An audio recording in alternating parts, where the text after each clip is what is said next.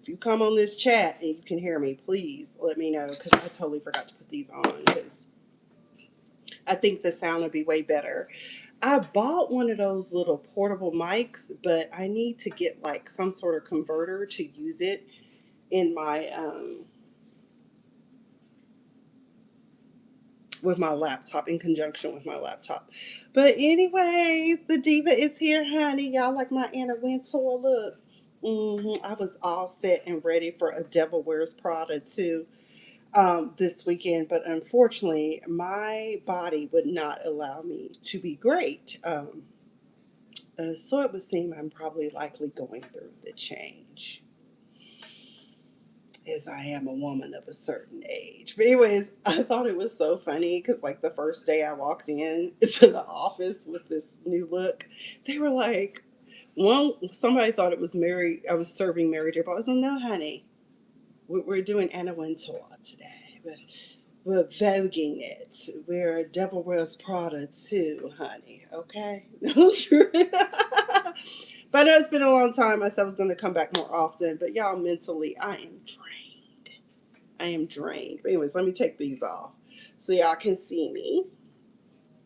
So, anyways, it's been a lot that has happened since the last time I got on here. I know I was supposed to continue the conversation about David or David, who was recently picked up by LAPD for the mishandling of a corpse, as well as the murder of his underage, very much underage girlfriend. Uh, Also, I missed out completely on the conversation around the Clay Thomas and Megan Thee Stallion conversation. And I'm going to briefly touch on that. And that's kind of part of the reason why I kind of just didn't even bother to get on here, because that breakup kind of triggered me. And so um, I just couldn't tell if, I didn't really want to talk about it, in other words, because it reminded me of a really bad breakup that I had back in, what was it, 2019? Was it 2019? When did I? Yeah, it was 2019. Really bad breakup. It was horrible. Did not see it coming. I have never in my life met someone who was so calloused and so unbothered by hurting someone that they've spent a lot of time with, and just up in one day decided, I don't want to be with you anymore. And it was, you know, when we met, it was like, oh my God, we're perfect. We both used to live in LA. We both were chasing dreams in the entertainment industry. Me more so on the legal agency side, him on the production, directing, writing side.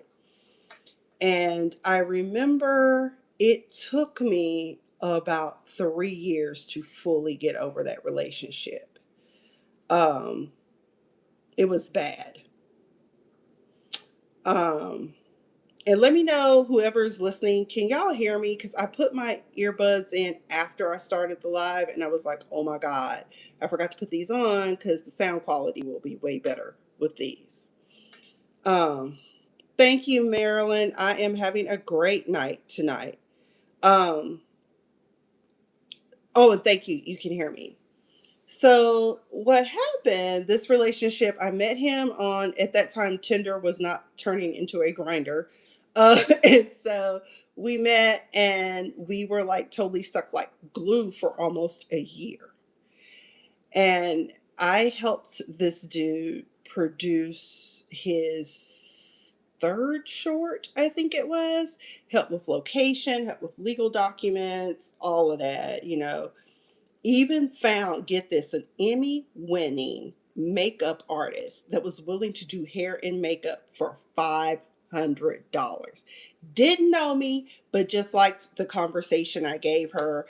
And she's a beautiful person, and I'm so grateful for her doing it. I'm glad that I got to participate in the project.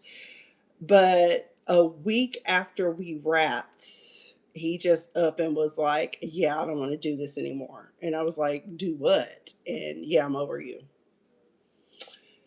And that was pretty much how he ended the relationship. I always said that he was a covert narcissistic sociopath who preys on women. And honestly, the red flag should have been when he told me from jump about a couple of weeks in how he said that his family says that he found women disposable. And so when it came to Meg the Stallion and Clay Thomas, I was like, oh my God, this remote. What's his name? Clay Thompson. Anyways, his name is Mud as far as Clay, Mud. Because the way he did that, I was like, oh my God. And then all the stories that came out about him, is that not weird that someone sits around and like writes about themselves and daydreams about cheating? Like, who does that? That's not normal. And so, I hated the fact that it got to Meg so bad that she ended up leaving Moulin Rouge 2 weeks before it wrapped. I was like, girl, don't ever let no man mess up your bag. But then again, I could also understand because after that horrible breakup in 2019, what ended up happening to me is that if I had not had my then beautiful baby. I had a Shih Tzu named Miss Pumpkin. Y'all saw Miss Pumpkin sometimes. Those of you who followed me for a long time. Had it not been for her, honey, it would have been just like how Dude described Bernie in A Wait and Exhale. Y'all would have found me down at the Kroger somewhere in a bathrobe looking toe up from the floor. That's how messed up I was. I was in deep therapy, deep counseling for a long time behind that relationship. So I can understand how Meg felt. What I never understood when it comes to Meg the Stallion is how people love to tear her down. Oh, look at her body count. Oh, look at this. And I like the fact that someone put together like especially when it comes to black women, we tend to be hypersexualized from jump anyways, because yeah, we're the most promiscuous people on the planet, supposedly. But I'm like, y'all don't be talking about Kim Kardashian and who else did they were talking? Somebody else they put on the list. It was two uh, non-black women. And it's just very unfortunate. And they're like, well, she holds herself out as a hoe, so that's she should have known that he wasn't gonna make a hoe out of a house. I'm like, oh my God, you people are horrible. It's just abhorrent how hateful these people are. I mean, maybe abhorrent isn't the proper word. Anyways, so after that happened, I just kind of was like, oh Jesus, this reminds me of bad breakup I had. There was one morning I remember finally waking up and finally feeling okay. And what was so fucked up about that or excuse me, what was so messed up about that situation is the fact that one of my very, very good male friends told me when he met him, he said he is an F boy. And he says, and when I use that term, I'm not saying he's going to cheat on you, anything like that. He just going to use you for what he, for his own pleasure and amusement and then move on to the next. And that is what he did. I don't even know what happened after that. Uh, that short film that we did, I don't know what became of it. Just as long as I still got my executive producer credit, I don't give a damn. Because I blocked him on every form of social media I could because I did not want to see him. And I can get how Meg the Stallion felt. You took me around your family. Like his mom, Miss Mary was the best. And I loved being around his great nieces and nephews. Because he grew up with his nephews and nieces, which were really more like his brothers and sisters. Because like his mom had him when she was like 40 something, and but I was around the family all the time. Everyone was so cool.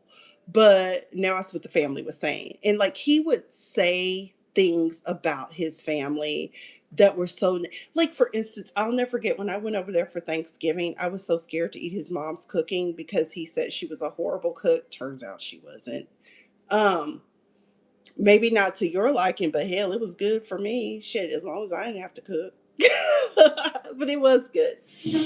And then I'll never forget one time he got upset with me about something and just flew off the handle. But it was not like something where you're like, oh, we can never come back from this. I could understand his frustration. Yeah, like I got ADHD. I'm always late to everything, and I was late. I was late. And so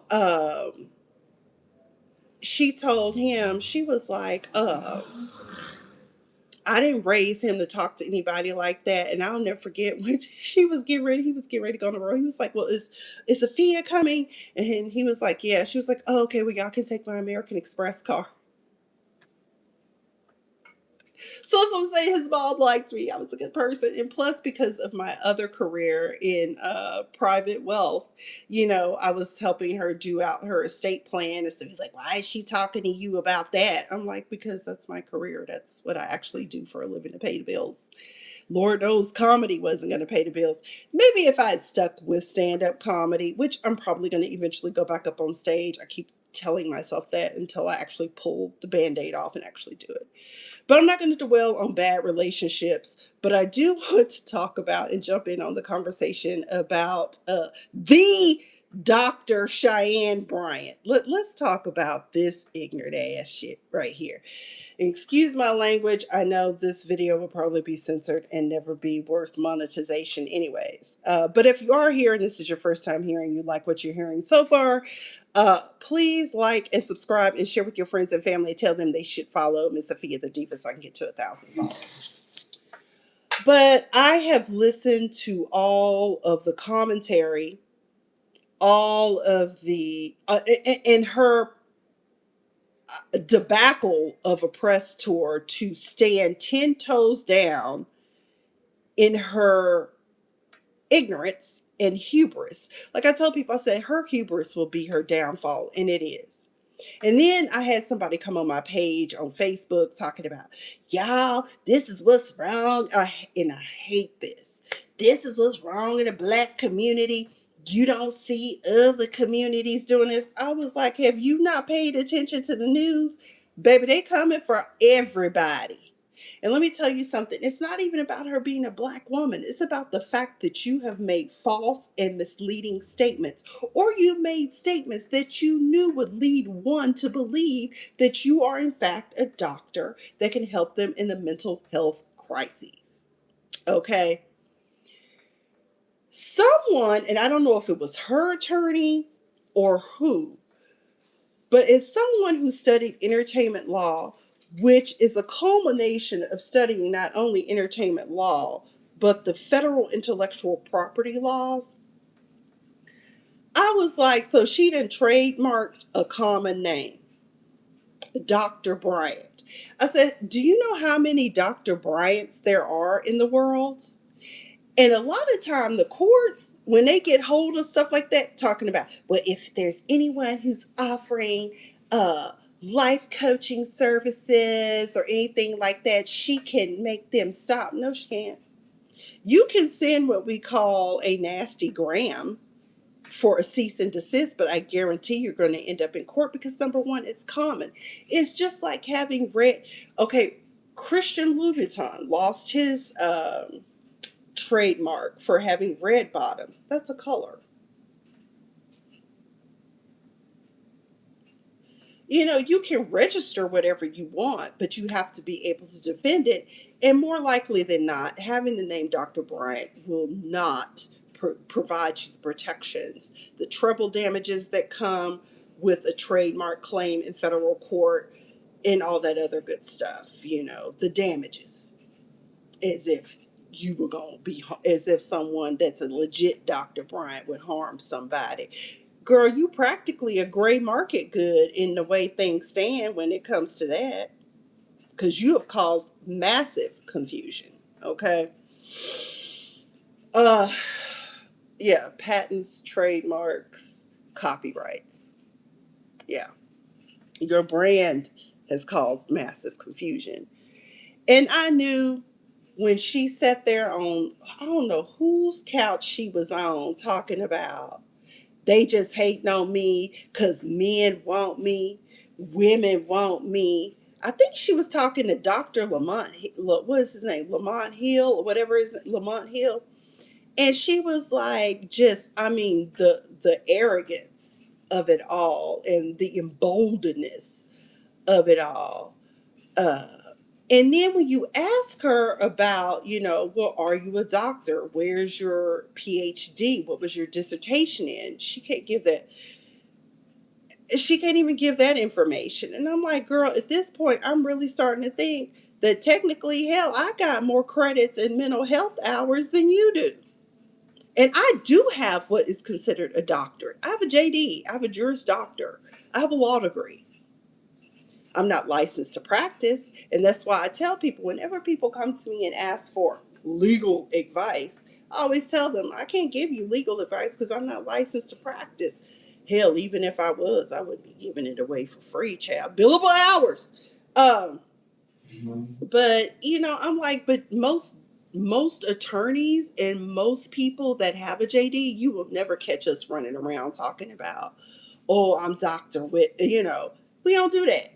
I'm Dr. Jackson. I'm Dr. Hillary with a JD. No, it's just your name. And at the end, you have JD. And then once you become licensed, some people can add Esquire at the end. I don't understand. But then when Funky Diva was talking about it. So from the University of Tulsa, I have my transcripts. Y'all, I can't find my law degree. I am so hurt. All this time in this packet that I have, I thought my law degree was in there. So now I got to find it or reorder because I never had it framed.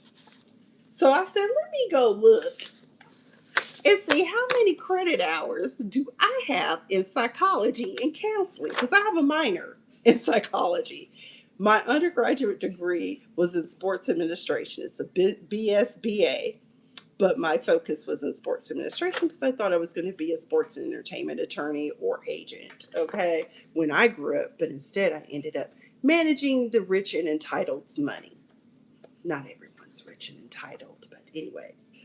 So let's see, what did I take initially as my first psychology class? I took Foundations of Psychology. That was 3 credit hours in the spring term of my, what was this, my sophomore year of college, okay? Uh, then what else did I take? I took Institutions and Social Development. That was a psychology class. That was 3 credit hours. So we're up to 6, right? Let's see. What else did I take? Because I'm going through here because it's been organizational behavior, 3 credit hours. That's 9. Dynamic aggressive behavior. That's another psychology class. That's 3. What is that? 12 hours. Let me make sure I didn't miss one. Manager. Abnormal psychology. That was one of my favorite. The professor that taught that, he passed away. He was hilarious, and he was an expert in his field too. Uh, so that's 14. No, 15 credit hours. I took clinical psychology and behavior, and basic issues in psychology as well. So that was an additional 6 hours. Uh, Not to mention, I don't have those transcripts, but there was 2 semesters I spent at Clark, Atlanta, working on a master in school counseling. Because that's my retirement plan, people. Um, so I'm thinking, should I go ahead, y'all, and go on down here and check? Wait a minute, real quick, let me back it up now that I have this thought. I was thinking, why would you even trademark it? Why don't you just go to the courts and have your name legitimately changed to Dr. What is it? Is it Dr. Angela Cheyenne Bryant, whatever her name is? Uh, just change it to that legally. You can do that. I mean, people change their names all the time for whatever reason, hyphenate, whatever. Girl, go into the courts and do a name change. You can go ahead and be Dr. Cheyenne Bryant. Baby, the necklaces. I'm like, girl, you've been perpetrating a fraud for too long. And then the other thing that killed me is when she said, all of my sessions have been live on podcast.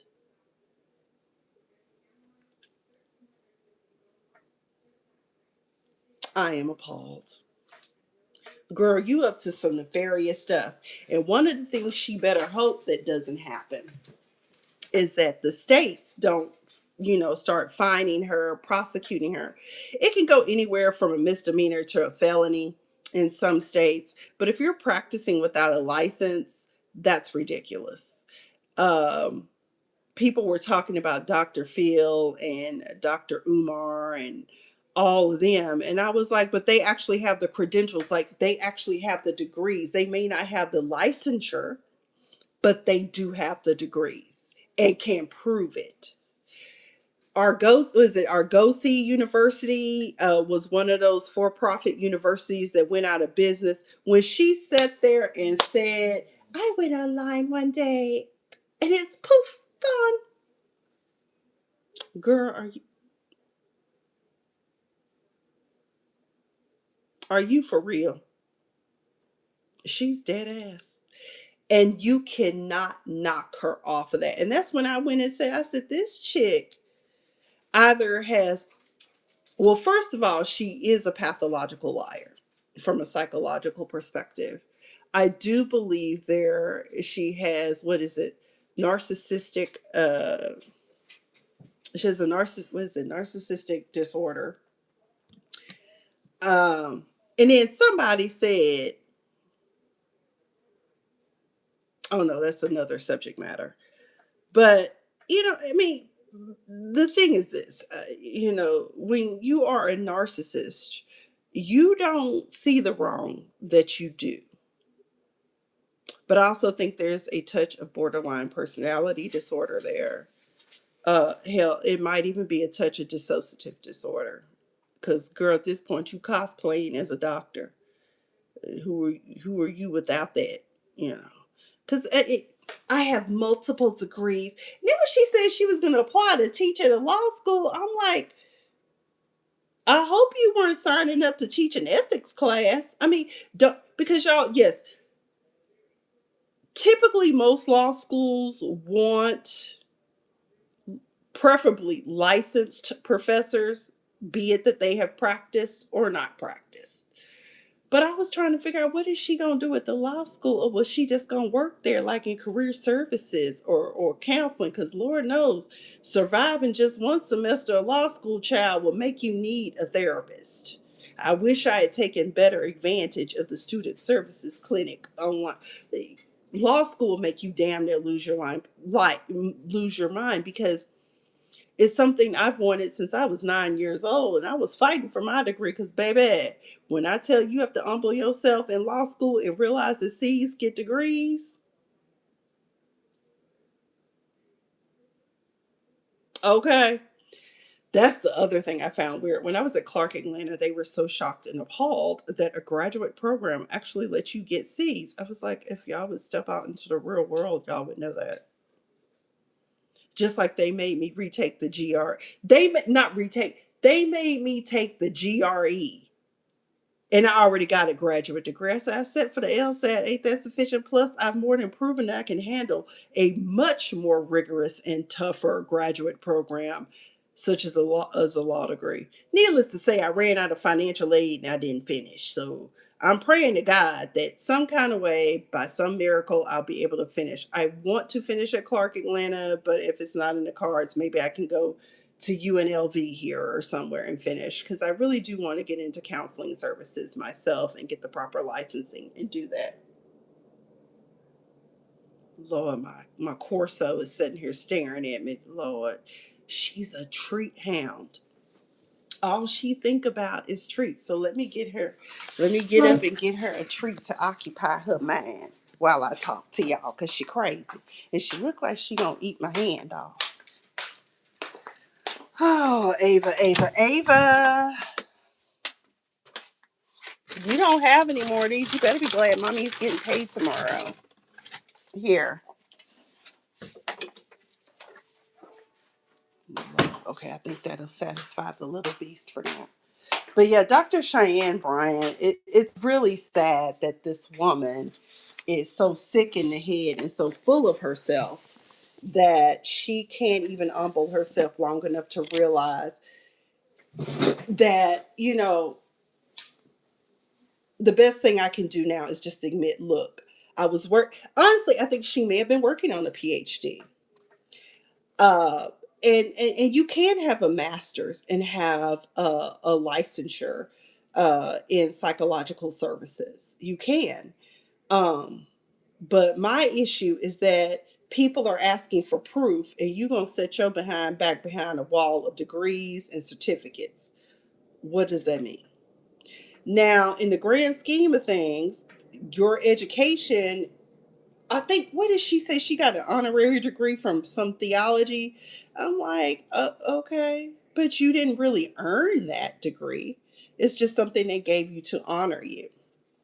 Um, when I first heard Doctor of her, it was on the Cam Newton's podcast, and I did think that she made some great points that should have struck home for Cam about, him creating these broken homes, because that's what he does. He goes out and procreates with women, and well, let me not say women. Does he have two baby mamas or three? I think it might just be two, because the other children, no, it might be three baby mamas, because some of his children are not biologically his. He just has been in their lives long enough to where he took on the responsibility of being their dad, which I commend him for. Um, so yeah, I truly was confused. I also have an incomplete degree in energy business, which is a master as well. I just couldn't handle it. I was doing too much. I was working full time, teaching part time. Hell, I think I might have been trying to study for the bar again. Baby, that's what ADHD will have you doing. No more treats, Ava. That's what ADHD will have you doing, baby. You will be trying to do 20 things and think you're going to be great at them. No, you're not. Anywho, let's move on from that. I'm just gonna pray for Dr. Cheyenne Bryant, since it's trademarked. Uh, that because really she's just Cheyenne Bryant. That she sees the light and gets the help that she needs. You want to tell people what they should be doing with your life, with their lives. I want to guide you to a therapist couch, and possibly some Lexapro might help you as well. I don't know, but pathological lying and delusions of grandeur. I mean, baby, you textbook though for what is it? What's it called? DSM-5. Narcissistic. I want to get it right, because it's narcissistic personality disorder. So yeah, I see three things. In pathological lie, let me give y'all the scientific term.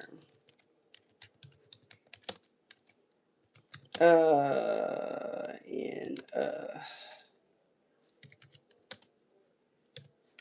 It's what's the proper name?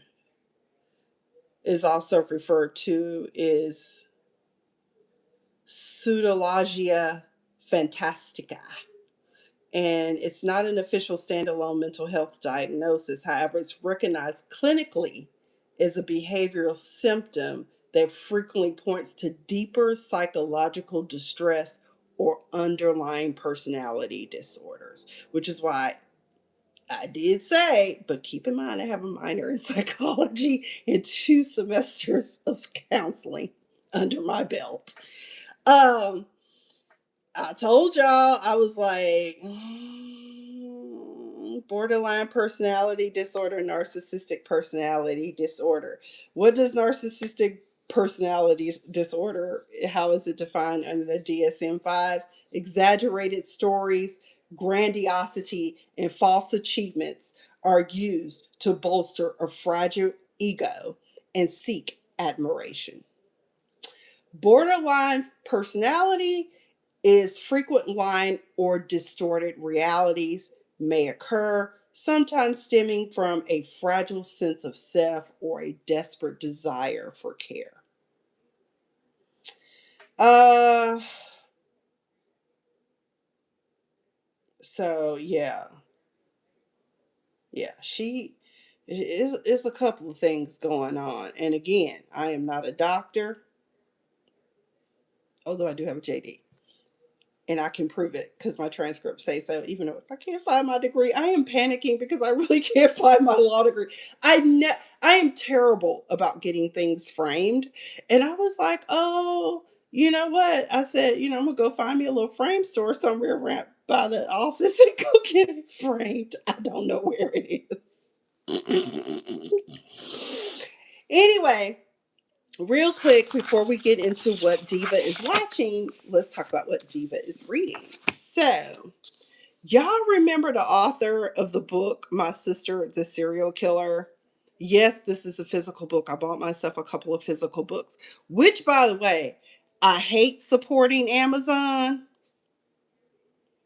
but it's way cheaper to get books from Amazon than Barnes and Noble. I went into Barnes and Noble the other day. I was shocked and appalled that new releases are now $30. That was appalling.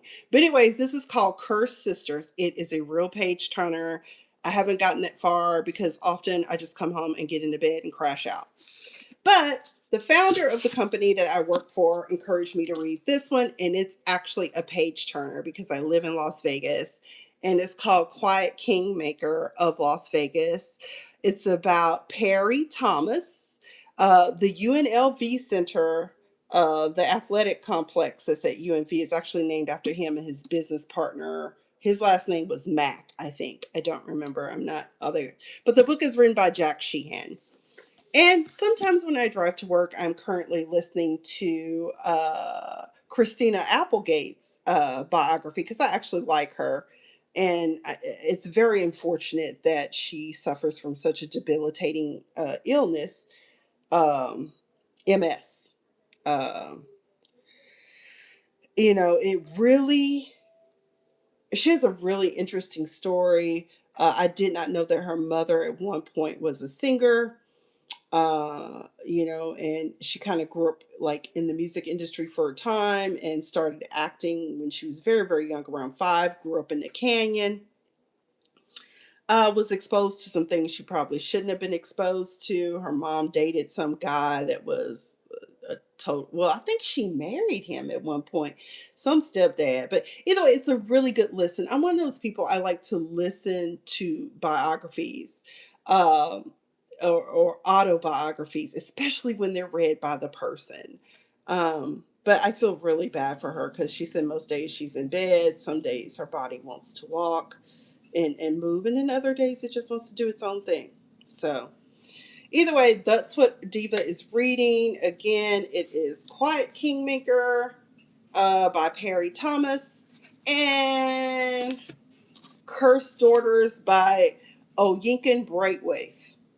I think that's how it's pronounced, Braithwaite. Anyway, let's get into these Netflix shows that I've been watching. Let's talk about, and I know y'all have seen it, The Crash on Netflix. Now, keep in mind that many of us who are ID channel addicts, we already knew about Mackenzie Shirilla because many of us watched Mean Girl Murders. And I believe, let me find out what the Mean Girl Murders. I know it was season 2, and I think it was episode 7, called Under the Influence or Driving Under the Influence or something like that. So let's see. Yeah, I was right. It's called Under the Influence. It is season 2, episode 7. Now, for those of us who watched the Mean Girl Murders, I know myself had questions. I'm like, where is this girl's parents? She is 16, 17 years old, out here being feral, got all this designer stuff that she's been buying and getting, trying to become an influencer. Where are her parents? Ain't no way I would let my 17-year-old daughter move in with a 20-year-old young man. Now, many people are like, oh my God, the age difference. I'm like, y'all got to realize most traditional high schools are ninth through 12th. It's bound to happen. Some senior is bound to be attracted to some freshman, and they probably gonna end up together. It happens. Will the relationship last? Probably not. Because when I was in college, one of the basketball players I used to hang out with, he was fine. Um, He had a girlfriend that was a freshman. She was a sophomore when we got to college, but he was a senior when he met her, and they were together for a while. But then she kind of went away. Just gave me an opportunity. But either way, I want to tell you, this man was beautiful. Oh, his brother was even finer. Um, but either way, I would have married that man too, but we fell out over some BS. Either way, Mackenzie Shirilla, look it up. The crash. This girl attempted to do a murder suicide one morning because her boyfriend decided, Dominic Russo, decided he didn't want to be with her anymore. And I hate the fact that her parents did not teach her some form of emotional deregulation and how to accept the fact that not everybody is going to want you or accept you or like you. And this little girl was very, very mean spirited, uh, and just very, very conceited and had a very high opinion of herself. I was like, she looked like a damn stick figure. As a matter of fact, she looked like one of them characters. And for those of you who don't remember this cartoon, it was only on for once. It was called The Oblongs. She looked like one of them characters, like the mama. But either way, you can't tell her she ain't cute, honey. She took that Toyota Camry, put the pedal to the metal, and ran it into a building in an industrial park. Didn't kill her, but killed her boyfriend, who obviously probably had broken up with her, and his friend, their mutual friend, what was it, Davion Flanagan. Davion didn't deserve that. Davion had survived so much foster care. Him and his sisters got adopted by this wonderful family, the Flanagans, and they loved them and raised them and nurtured them and wanted to see him go off and do great things, because his whole fantasy after his football career didn't work out when he tore his ACL. I'm going to cut hair. I'm going to go to school and become a barber and open up my own shop and cut hair. Nothing wrong with that. Very lucrative business, right? But that's not going to happen. Right after 2 weeks, what was it? About 2 months after graduation, dead. 5:39 in the morning. Neither of them were wearing their seatbelts, and they think that many of the investigators believe that what happened is that they saw what was coming and tried to stop it. What makes this accident, we know, was kind of premeditated. This chick did 7 test runs in this industrial complex. And many of the commentators said, why is she there? It's nowhere near her home. She doesn't have a job over there. But she's out here in this office industrial complex area doing a test run before she kills or attempts to kill herself. I said, fool, by now statistically you should know anytime some shit like that happens, 9 times out of 10, you probably gonna survive. Think about it. Drunk drivers get into accidents all the time. Who always survives? The drunk, 9 times out of 10. But she got her comeuppance, honey.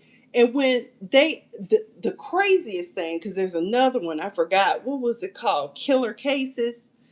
Um, it's called Murder on Wheels, was that episode. And that's when I found out this chick and her parents were actually on the phone speaking pig Latin, as if investigators did not know pig Latin. And her mom can't even buy a clue, less known her daddy. So in the Netflix documentary, that's when we get to meet her parents, and that's when we found out this is why Mackenzie turned out the way she did, because she had no guardrails. She had no parental guidance.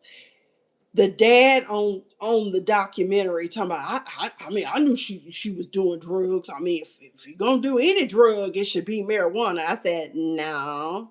In the words of Cat Williams, it's a plant. It just grows that way. But I was like, and she was filming herself smoking pot and dropping mushrooms. And although as I go through the change, I feel as though I should be microdosing mushrooms. I don't even know where to get the stuff. See, that's how bad I don't know. I don't know these things. So she ended up killing these people. And then her mom gonna get stuff up. Well, she has a medical condition. She has POTS, and it causes her to pass out. Baby, if she was gonna pass out, do you think that the accelerator would still be pushed down? Your body goes lax. She did that. She willfully, intentionally drove that car, and God knows how, because you could hear it. It shot like a rocket. And then the impact, you could hear it. Those two died on impact. Dom and Davion died on impact. Meanwhile, her ass stuck between the damn steering wheel with a Prada flipper stuck under the gas pedal. And investigators really were like, well, did the car malfunction? No. Mm-mm. She just went out there and decided, y'all gonna die today. And she had already attempted to kill him before, and she was always threatening to kill him. Like, you not gonna leave me, I'm gonna kill you. And she fulfilled her promise. She kept her word. How are you 17 years old and that out of control? And then the mom, uh, during the sentencing phase, when they allow friends and family to speak on either party's behalf, she talking about, Your Honor, it was an accident. And well, Davion, he was a new friend. And the judge just looks at her like, so does that mean his life doesn't matter? I was like, be effing for real. I said, the judge better than me. I would have been like, ma'am, please go sit down. Dismiss yourself. You're only making it worse.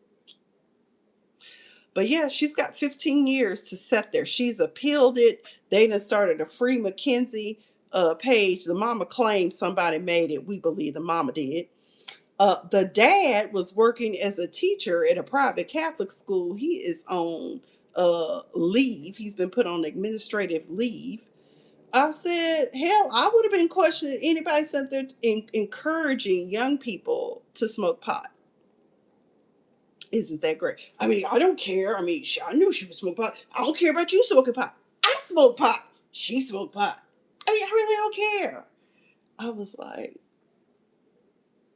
I didn't know what they did for a living. I don't even know what the mom does, but I know for sure what the dad does. If you a school teacher, how the hell were y'all affording Mackenzie's lifestyle? Anyway, y'all need to watch it. It's very frustrating, and it is very telling about how some parents will just allow their kids to just roam around. I didn't like the way I was raised, but damn, I'm glad my parents put up guardrails, but I always was scary anyway, so I wasn't gonna go out and do too much of anything. But Mackenzie Shirilla, The Crash on Netflix. But what's also on Netflix is season 2 of Worst Ex Ever. Y'all, red flag number 1. I come home. First of all, we just met and we vibing, and now you in my house living. I go to work, come back, I can't find my laptop because you done took it down to the pawn store and pawned it because you needed some money instead of asking me for money. These women in the first one's called there was a Deadpool killer, is what they were calling him. Now, mind you, this dude Wade, I think it was Wade that he went by, was fine as hell, but had nothing of it. Just like the first season, the first episode with that one dude, I forgot what his name was, that beat the heck out of his girlfriend and then ended up killing himself in Oregon up under a house, shot himself in the head. Yeah, fine, but batshit crazy. Like, all that good look, all that height, fine as hell, and you crazy. I don't understand. You don't have to behave that way, sir. You can get whatever you want. But this man stole from old girl, stole some puppies, told her she was gonna take the fall for it. Cause if not, her animals were gonna die. So he holding her animals hostage in her house while she at work, told her to go turn herself in. This girl done spent 2 nights, I think it was 2 nights in jail. Then ended up putting him in jail, and then a few days later would bail him out. I'm like, what is it about this man that made y'all think, oh, I want to take care of him? Then when the situation with the first girl didn't work out, he had another girl he was already talking to. He gonna say, "Oh, I want to be with you," and move down to where you are. Okay. I was like, y'all got a bona fide homosexual. So he even was gay for a place to stay, y'all. Not gay for pay, but gay for a place to stay. Moved in with some little dude talking about I'm not gay, but we gonna get down. And it beat the man up at one point. Like he got high and drunk and lost his ever loving mind. I was like, y'all just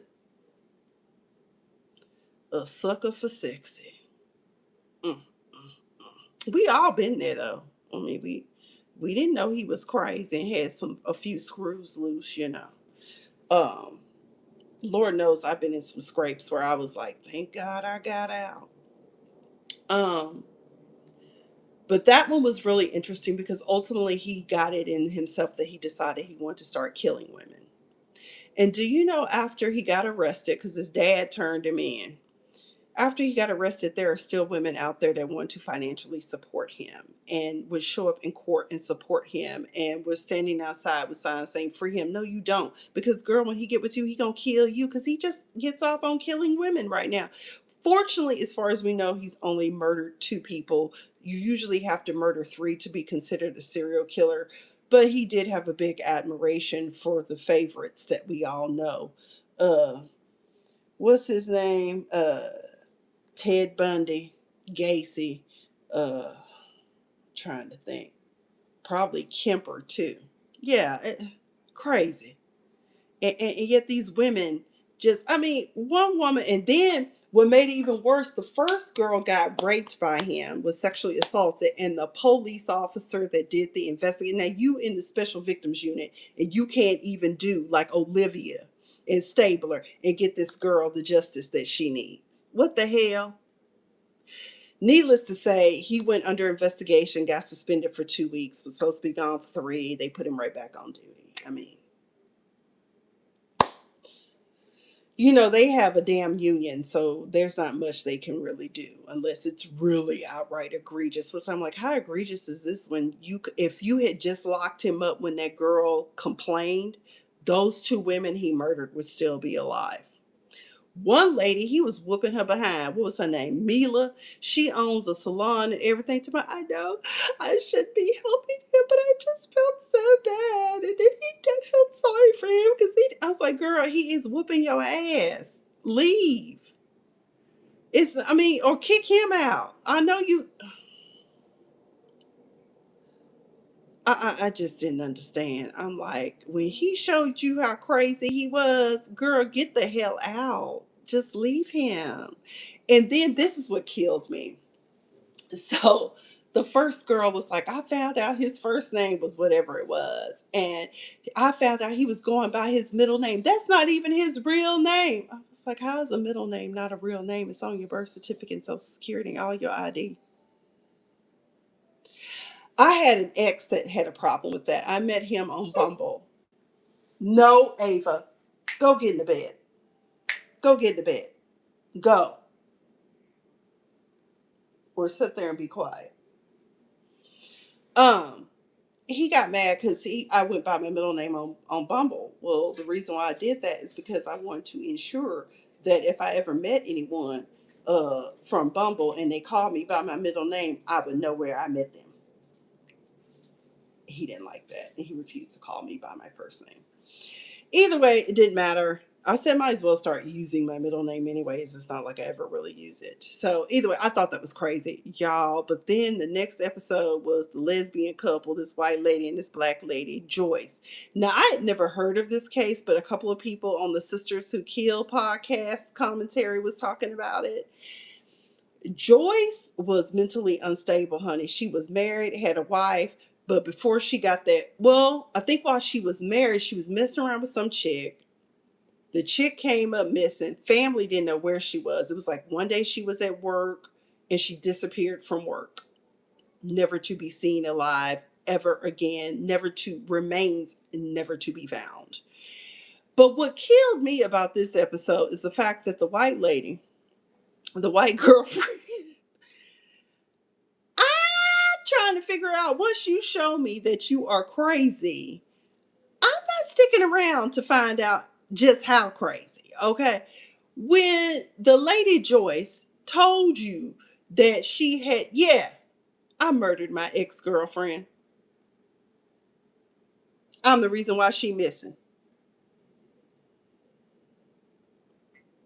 Excuse me?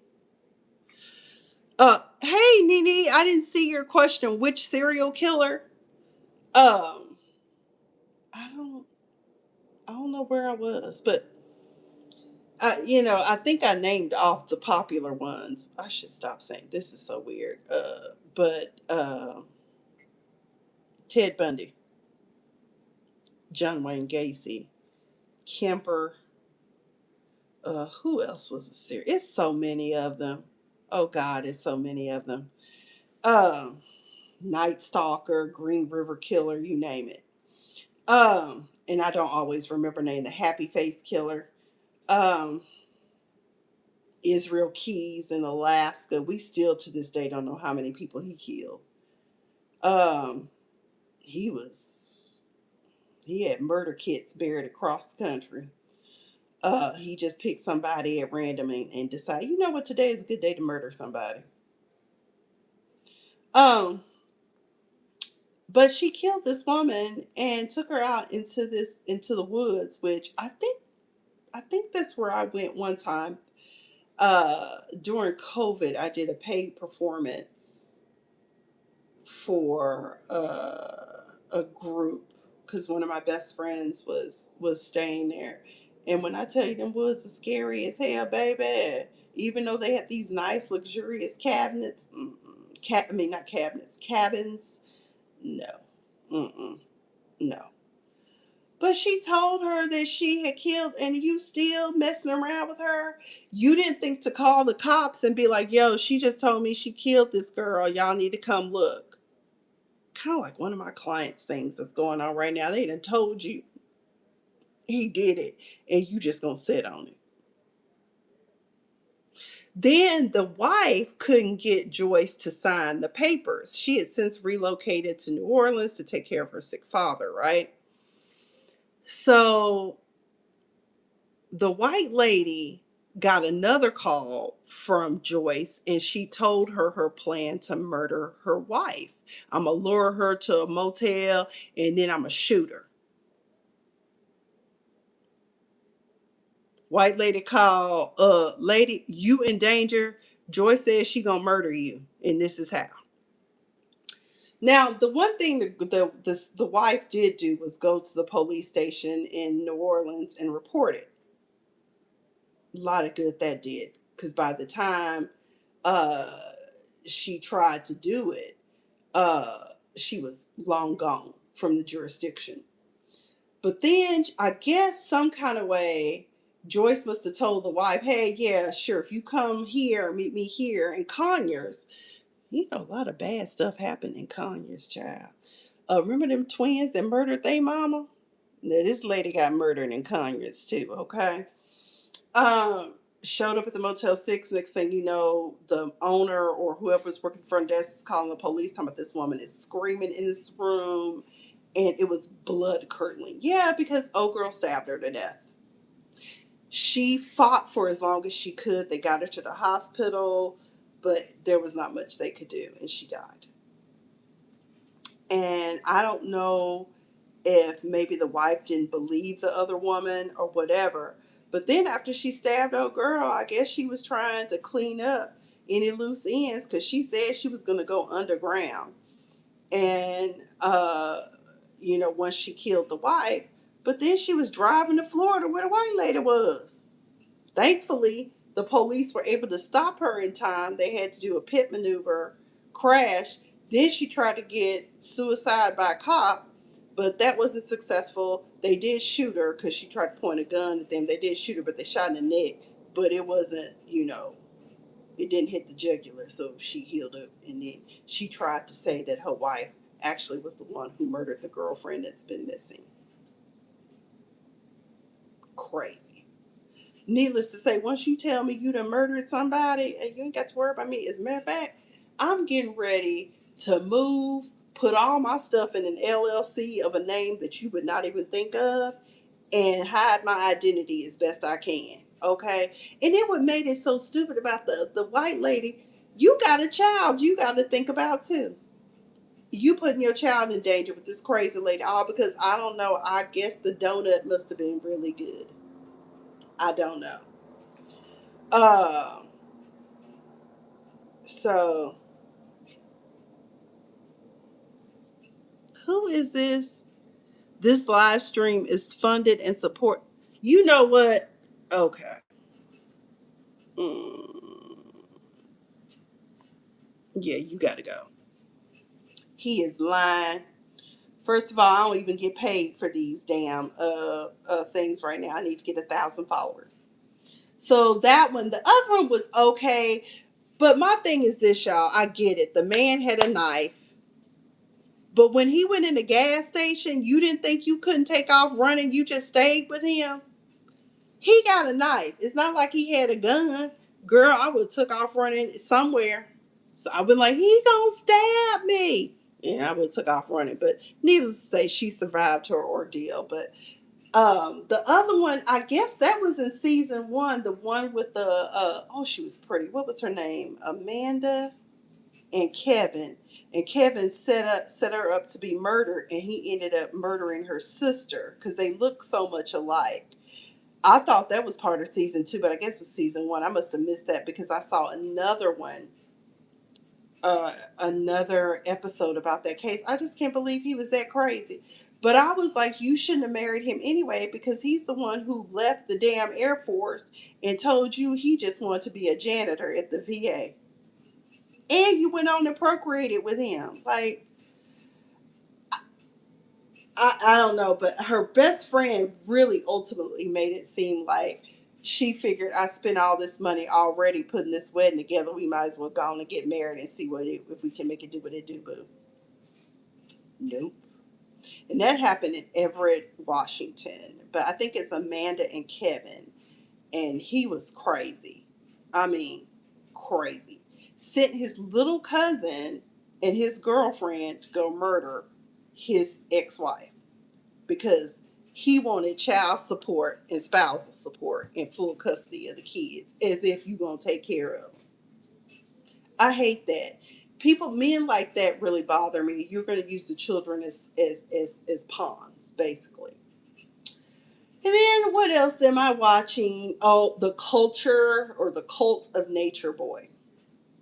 I ain't never seen no crazy. Well, let me take that back. I see it every time. As a matter of fact, these people tried to act like they didn't know that they were in a cult. Are you serious? Are you serious? So I was watching this on Hulu. Apparently, there's a whole series on YouTube about the Culture and Nature Board. Prior to the pandemic, it was a young man from Atlanta by way of New York. I forgot what exact. I think it was Elgelo or something. I said, hell, the real name alone would have made you think twice. But he was on YouTube trying to recruit people to come down to Costa Rica and be part of a utopia of living in nature, growing your own food, and living together in a commune. First sign, quite frankly, you might gonna be end up in a cult. Okay. Um, and I was sitting there and I was like, it is really, really just sad uh, how these people um, ended up there. I was like, why would you cut off communication with friends and family, not tell somebody where you're going because this man has told you, because I guess at this point y'all think he the Messiah, like when Jesus said take up your cross and follow me, you just gonna take all your worldly belongings or whatever you could pack in the backpack and the carry-on and hop on the plane and not tell somebody where you're going. Is you crazy or is you not? That's crazy. And that's what one girl did. As a matter of fact, I think this was the same girl who said that to me. Well, I never got beat because, I followed the rules. As if that's something to be proud of, fool. I couldn't understand, like why are you all just I just couldn't understand. I could not understand. But let me go to my page here on Facebook.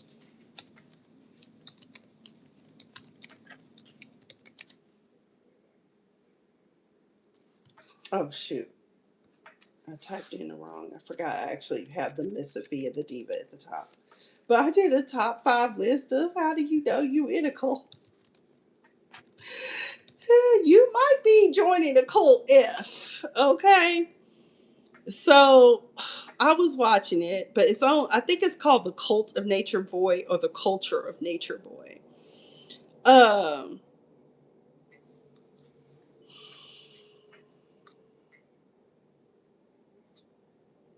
let's see. When is it? So I'm watching, where is it? So the first sign you are in a cult is when the leader tells you what your new name is when you arrive to your new home. Now, I don't know if y'all watched I watched another one. I can't remember what it was called, but this particular cult had all these sandwich shops across the world called what was it, the Yellow Bagel or something like that. You can stay or you can leave, some sort of thing. But either way, that was a cult, and that's exactly what he did. The leader would give them new names when they got there. Okay. Second sign you should be aware that you know that you're a cult is when the leader tells you to cut off contact from your family and friends. Isolation. That's what they're trying to do to you. Third sign when you know you should recognize that you're in a cult is when the leader asks you to empty them pockets and bank accounts. Give it all to me. And we're going to use it for the group when it's really just to increase his lifestyle so he can go have fine dinners and live in a nice home and do such. I was like, hell, at least Jesus only asked for 10%, baby, and then maybe a little additional on the offerings. Okay, amen. Um, Fourth sign that you should recognize that you are in a cult, the moment the leader starts calling himself God. Remember that cult in Florida? What was his Benway, Yahshua? He started talking about, I'm Jesus, I'm God. Mm-hmm. Yeah, no. And the fifth sign, this is the one when you should know, because you see it in polygamy all the time, right? You should know you are in a cult when the leader, male or female, because there was a female cult leader in Oklahoma at one point that was taking other people's minions. Okay. You should know you're in a cult when the leader, male or female, starts betting members and separating spouses and telling them who their spouse is. Okay, he started pairing up people. Okay.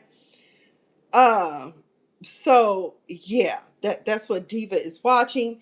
I did watch the new Netflix show Nemesis because I've held y'all over an hour. I try not to do these for no more than an hour. Um, but again, I can't make any promises that I'm going to be consistent as I would like. It is a lot going on at the job, and not in a bad way. It's a lot of work, which I like because it's a challenge every day. Um, But Nemesis, a lot of people are upset with Matthew Law's acting, and I will say it was kind of a bit of a turnoff initially. The first 2 episodes are going to be slow, but if you stick with it, by the 8th episode, you're ready for season 2. Okay? He is supposed to be acting over the top, out of his mind, because he's obsessed with getting the antagonist. He's the protagonist, and the antagonist is the very sexy. Oh, I forgot how to pronounce his name, but I know his first name is Elon. He was on Insecure. He's the one that Issa was messing around with in the studio. I think she farted in his face. But it it was very good in the end. It is not Power. It will never probably give rise to that. But I think if we give Matthew Law a little bit more time, his character will get better. His character is annoying. I'm not gonna lie, because you just really want to knock him in the head and be like, if you would just chill and not walk around here like you just got a hard on to catch this dude, you probably eventually will catch him.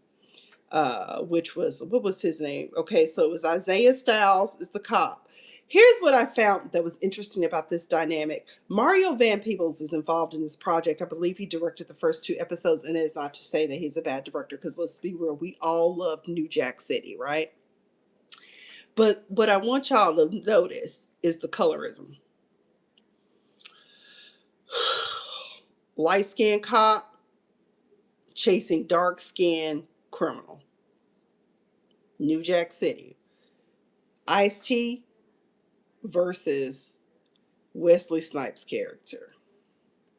Now you got Matthew Law versus Elon, or Isaiah Styles versus Oliver. Well, not Oliver. What was his name? Coltrane Wilder. I was like, oh, that is a wild name. I like it. Whew. But I do love dark chocolate, though. That man is fine and pretty teeth. Yes, Lord. Anyway, check it out. Those are the things that I'm watching, reading, and observing. Y'all just be great. Pray for me, y'all, and please don't isolate yourselves. That's the message I want to close out with. Do not isolate yourselves. I have a client who recently, the past few months, she has what they call a supplemental needs trust. And after this, I promise y'all I'm gonna wrap it up. And I have a service that I use that works with my clients of what they call special needs trust or supplemental needs trust. These trusts are designed to supplement, not supplant, any benefits, means tested benefits that these clients would be entitled to because of their disability, right? So I had a caregiver service. She said, I need a caregiver service to come in and help me twice a week, clean up, pick up, and, kind of just help me, do some things. Okay, no problem. That was May 3rd. A little over a week later, I get an email from the service that's assisting, and they say, um, yo, Cook Unity, because we were sending her meals. We tested a couple of meals and we found that Cook Unity, would be better, because all she had to do was pop it in the microwave, because we wanted everything to be as convenient for her as possible. And Cook Unity says, hey, we noticed that the box we dropped off was not picked up from last week. Was there a problem with the meals? And that's when I knew something was wrong. Now, my client was crazy, okay? But I liked her. Most of my clients I absolutely adore and love. And she was very rough around the edges, but for me, she was always entertaining to talk to. And so I told the lady I was working with, I said, call the cops. Let's do a wellness check. 5 o'clock Thursday, I think it was, last week, I got a call and they said, no, Wednesday. Or no, it was Thursday, because I took Friday off. They said, we found her. She's unresponsive. And I don't know how long. All I know is May 3rd, the caregiver was there. And she spooks him because apparently my client had a bunch of weaponry laying around. And we're talking firearms and machetes and other, yeah, protective stuff. And because mentally she was fine, but she was an amputee, okay? And so anyway, she asked that man, she was like, can you defend yourself if you were under attack? And that's when he freaked out and told the caregiving service, I'm not going back there. So we had said, well, we're going to call her and talk to her and ask her, if you lock up the weapons and, store them away properly, guns, gun safe, all of that, hell, the trust would pay for her to get one if it needed to. And she died. I still want to know what happened on the medical transport bus, though. Apparently, she did something crazy. I said, please don't tell me she pulled out a gun. But needless to say, to be dead for over a week and nobody noticed. And she has two other siblings. I know that they are all estranged for whatever reason. Um, and I did speak with her sister, who I absolutely love and adore. She's another one of my clients I absolutely love. Um, but it's just really sad that they're estranged. Like she found out from a friend of her sister's from way back. I don't even know how they found out, but she was very isolated. And I know not all of us like to be social, but please don't get to the point to where someone like myself has to make a call. I don't even know you personally, but I do care about your well-being, and I had to find out, and that broke my heart. And it's not the first time. In the business I'm in, clients die. I was going through some old papers today and I saw one of my favorite clients at another institution I was at. I remember I begged her to please go to the doctor, and she wouldn't. And then her daughter called and told me her mom had passed away from a heart attack. And I was hurt because I had told her the trust would pay. All she had to do was make the appointment, and I would make sure that her discretionary for that got approved. And she wouldn't go.